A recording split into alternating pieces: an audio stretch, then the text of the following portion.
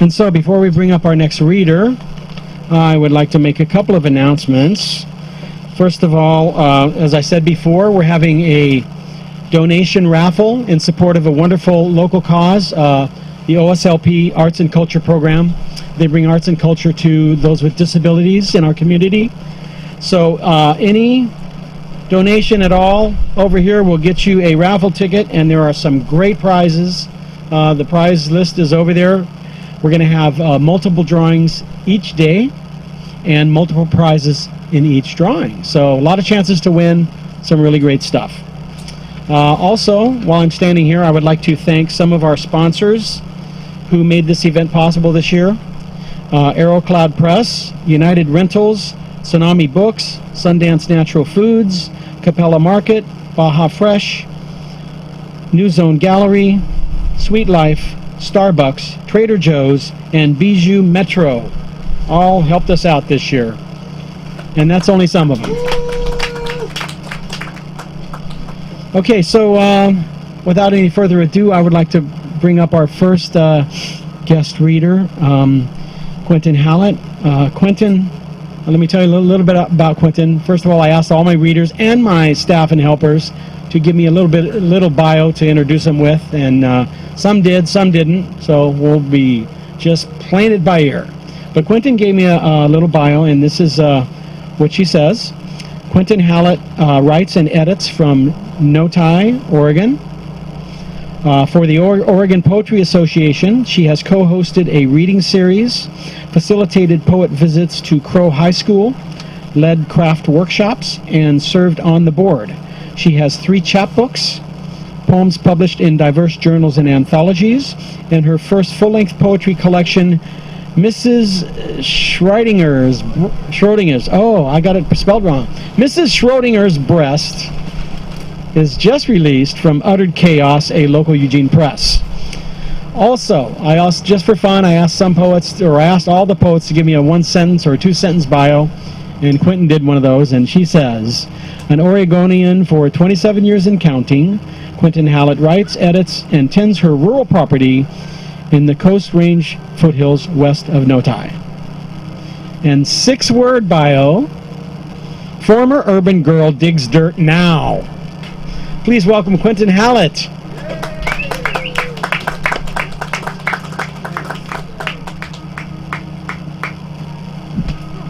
So can I just take either one? Yeah, that'll be the one there. All right. Okay. Yep, and I didn't memorize any poems, so I have to read. Most poets know, most poets read, just so you know. Yeah. Okay, Stephen, here's to Stephen, mastermind of Eugene Community Events, and past, present, and hopefully future. Thank you, Stephen, and everybody that's helping today. Okay, those bios are so strange. I could add other things like was caught in the Cyprus coup in '74. What else? Just lots of stuff. But anyway, that's enough. Living in Noti, and a lot of people haven't even been to Noti, but it's about 25 miles that way. Self-portrait as insomnia. You know me, Morpheus's busybody aunt. I rattle round, setting quicksand along the verges of night. Disenfranchised from the land of Nod, no one blinks asleep in my house. No napping, no vampires in their fragrant mahogany coffins, no sweet baby crescent eyes sealed shut, or lovers' post-coital parched drowse. I reprogram day for night, at random, render Ambien useless as warm milk. To be honest, though flattered by rapt attention from all my little midnight monkey minds, I do weary of the incessant push to entertain and this diabolical graveyard shift. That's me. The next poem, Seventh Side of the Die, is the title. And this poem, entirely of lines not mine. Hello, Paul. Entirely of lines not mine. They are from The New Yorker, The Economist, and The Financial Times. Seventh Side of the Die. In the middle of this poised assembly, shafts of afternoon light filter through an elevated dream of perfection. Swines in the terroir of prayerful sogginess say to sing is to be loved. And a vast array of protector deities may be called upon to stay the dormancy which makes it all the much more sadder. All my life, amphibious memories perpetually altering the ruins of chairs and escalators. When you need cold as much as others need warmth, you hold on to the smallest marvel of appeasement. So who knew that Financial Times could offer me something like that? We're a little late, and now we've got my words, but also there's a little donné, a little given in here.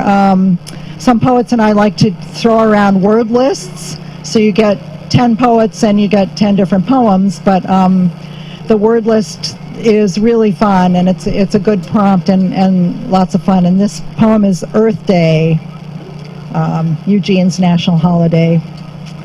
If only Providence had more bus stops, if only Babel would bite its tongues, if only tunnel vision got new glasses, if only tumbleweed would stay put, then Mustangs would don armor and hairpins could gossip, and lace be as strong as guilt.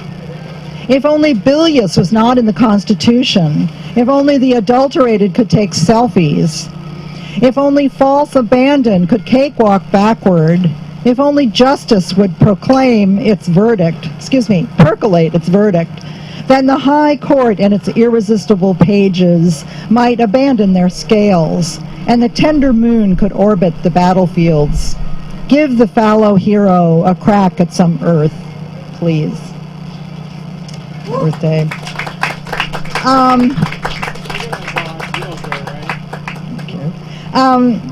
Recently, last year, went into a house remodel out in Notai, and you had to start with getting the money, trying to get the money. But anyway, so then appraisals came and appraising all your stuff and appraising everything. I mean, they didn't want an appraisal of some of the things in this poem that are more valuable than the money we did get for our remodel. Involuntarily, the appraisal is slated. It starts and ends with the sills. In the garage, wasp husks, screws, nails, webs, and the delicate jawbone of a fawn. The fawn had been spotted beneath a tree, then the entire creature disappeared overnight. What could bite remains unbitten. In the kitchen, jade thumbs jut and spider plants with their babies cascade from mayonnaise jars. A dry orange sponge curls beside a salvage orchid whose one pale root worms upward from the bark. A living room sill holds 3 trivets, a crystal wave, a wide bowl of numb seashells from anonymous beaches, and a plaster hand bearing a dried pomegranate. In an upstairs bedroom, amethyst and quartz beads rest, still warm from the fragrant neck. And Rocky Mountain pink granite absorbs afternoon sun next to this photograph of sisters. The oldest, now dead, links her freckled arms tightly forever with the living. What we appraised. So, thank you. Continuing the remodeling story, I wrote this poem during the 6 months of noise and hell, and I actually Sharpied the poem onto the plywood right before it was sealed. So my contractors got a poem whether they wanted one or not. A 14-line poem on remodeling. I wanted closet space, a gas stove, and more light. I knew nothing about rough openings or ledger board. 26 years shifting cobwebs. Skylights have blown, the moon invisible. Excavate, calculate, insulate. There is a note to Arlo from the 1978 electrician. On exposed tar paper, something about grounding. Invoices multiplied like mice, like carpenter ants. If you be my plywood, I'll be your long-lost stud. Frames are only as good as what happens inside them. Up, on, and below the roof, to thee, dear contractors, I sing. That was really fun because my office is in the house, and I heard them going. I didn't tell them, of course. I did it overnight, and I heard them going in, and they all went running to their trucks to get their iPhones so they could take a picture of the poem on the wall. So that was great. Found poetry for them. Next poem. There's a program or a program, I guess, of Oregon Humanities, and it's a program called Dear Stranger, and the object is to write for poets and for everybody to write a letter to a stranger that you send to Portland to the Humanities Department, and then they will exchange your letter to a stranger and vice versa. So it was an interesting project. I had fun with it, and I got a series of Dear Stranger poems. Dear Stranger, the wrist. Have you noticed how indispensable it is? Sending fingers into nylons to turn them right side out would be insane without wrists. Can one manage the parade wave or hand wringing without wrists? These quandaries, rarely life or death. But then there is the unreliable ground, whose every fissure could open any minute. The other month, a whole Corvette museum swallowed. Then the mudslide gobbling up that western Washington town. Some said the mud was cookie dough thick. A young mother grabbed her kids by the wrists before they all slipped into hell. Stranger, what did she grasp? Her husband's tug at her wrist, or the white shoulders she dotted there that morning?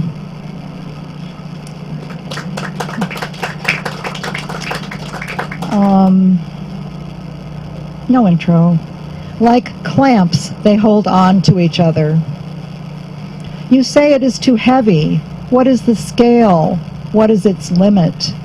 You say it is too sweet. What is the measure, the saturation point? You say you are drenched. How much rain? For how long? It is too dark, you say. Where is your candle, the flint? You tell me you can't breathe. Claim all is lost. I could say, get a new life. I would rather you come one step closer. Let me show you how, with a little patience and practice, you can open this type of window. Thank you. I moved here 27 years ago to Eugene from that state to the south. And one of the first years I was here, I saw a red fox across the road. I thought, oh, I love Eugene. Look, they have red foxes running across, and it was out Willow Creek, out near where that Heinex plant went afterwards. But I just, I was in the right place to see that red fox. If that's the only one I see in my life, that's fine. Prayer to the hunter because of a red fox seen at dusk 20-some years ago. And this poem is a tritina, if you're interested in form. If you can, consider some prey off limits, like the red fox, whose M.O. and pungent lair rarely come to light, whose fur struggles with your stealth with the open season craze, running or standing still on snow that's crazed, with star drip and bow swipe. Like you, this fox hunts what moves, what holds a last breath's light.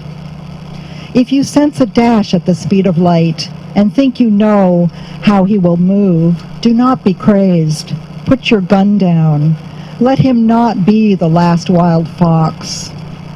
Let future foxes dash from the glare of your cocked and crazy light. Fox. Okay. Pilfering, all these objects that come and chase me around. Pilfering. What can we do after a lifetime of flagrant thievery? But welcome a second thought, and if there's latitude, return things to their source. Imagine returning obsidian to the Cascades Trail, intact sand dollars to their beaches, coral to Bonaire, red dirt and gleaming agates to the Canyon de los Muertos. Why stop there? What if the magnets of acquisition or gravity could be unprogrammed so we could return those shards to Mycenae, send the Elgin marbles back to Greece, the rough rocks to the Sea of Tranquility, or all their lost black feathers to the crow? After so much displacement, wouldn't it be grand if we lightened up and could return a compliment just once in the exact spirit it was given, or return the perfect favor or the favor perfectly? Perfectly? All right. Couple more. Do I have time? Couple more? Sure. Okay. Absolutely. The 3-poem morning. This next poem is in my new book, Mrs. Schrodinger's Breast, and it is at the printer right now. And a little self-promotion. I will be reading with Nancy Moody and Janice Rubin at River Road on September 27th, at which time that book damn well better be there. Yeah. In the Church of Bric-a-Brac. In the Church of Bric-a-Brac and Crimp, you find me confessing, stirring each naughty round and round, steeping my least warp. You find a menial windmill flipping the truth, batting and batting until it's bereft of initiative. You hasten to chasten me on my high escalator, where it is too easy to wait and wait till the last second to step off. How frustrating that windmill and the escalator. It keeps rising and rising, only to fall.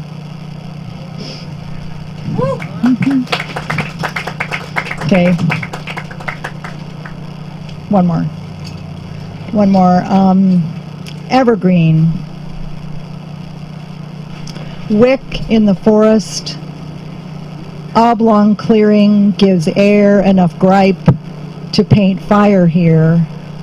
Saved from one blaze, a hemlock destined for your casket will be stripped of its skin and cut into lengths for intentional burn.